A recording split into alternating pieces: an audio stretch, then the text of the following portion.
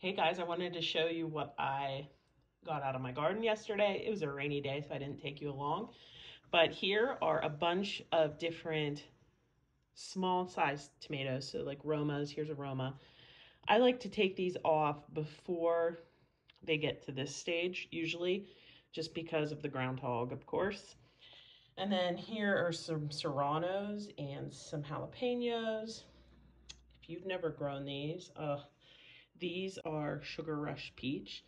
And if you look, they have those really dark orange lines running through them. These are really good, um, really prolific plant. You only get one harvest, at least in the north. For me, that's been the case, but tons and tons and tons of peppers on each plant. It takes a while for them to start turning this color. They start kind of green and then they turn into this color. And then this is my first poblano, which usually I have a bunch of these, but not this year. But here's my first poblano pepper. And then these are not green tomatoes. These are actually some tomatillos.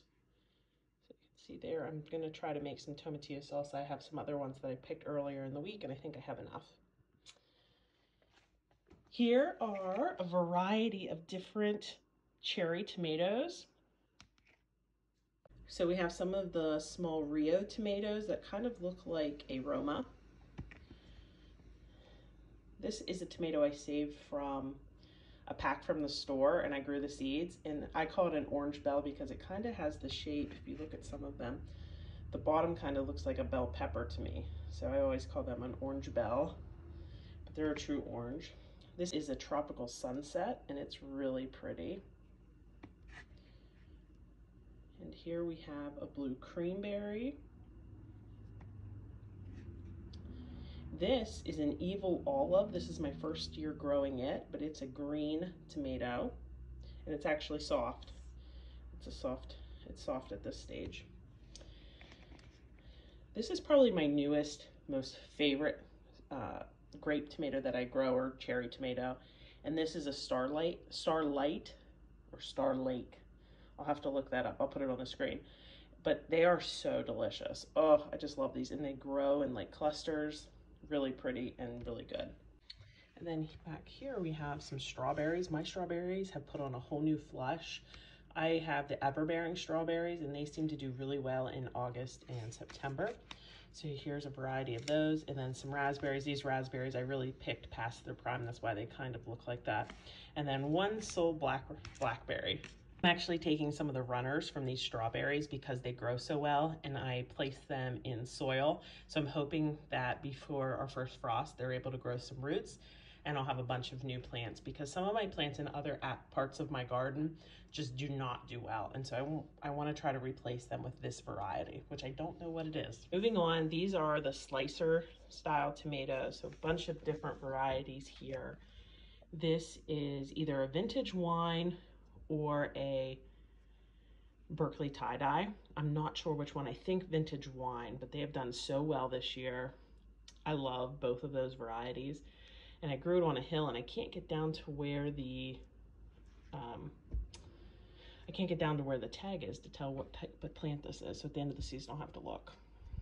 This right here is a mortgage lifter tomato. It's on the smaller side of most of the mortgage lifters I've received out of my garden.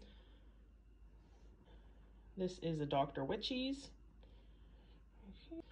And these tomatoes they have this gross disease, so I ripped all of them out. And this was one I had actually purchased at the store. So I got rid of that plant. Here's another one. I think this is the Berkeley tie-dye here, and I think this one is vintage wine. They're very similar, as you can see. This is a Dr. Witchies as well. Looks really good. Here's this one. I think this is a terracotta. This one is a Wisconsin peach tomato. And one of my new favorites for this year is an orange icicle. They're just so prolific and pretty. So that's what this one is. My squash, I planted squash for the winter, or for the fall, and I got my first one. I'm so excited. Hopefully I'll get a lot more. And then here we have a bunch of Blue Lake pole beans and just a couple of the red noodle bean. So I think that's pretty good for a late September harvest out of my garden. Oh, I also had some onions. I had a few onions as well that I picked.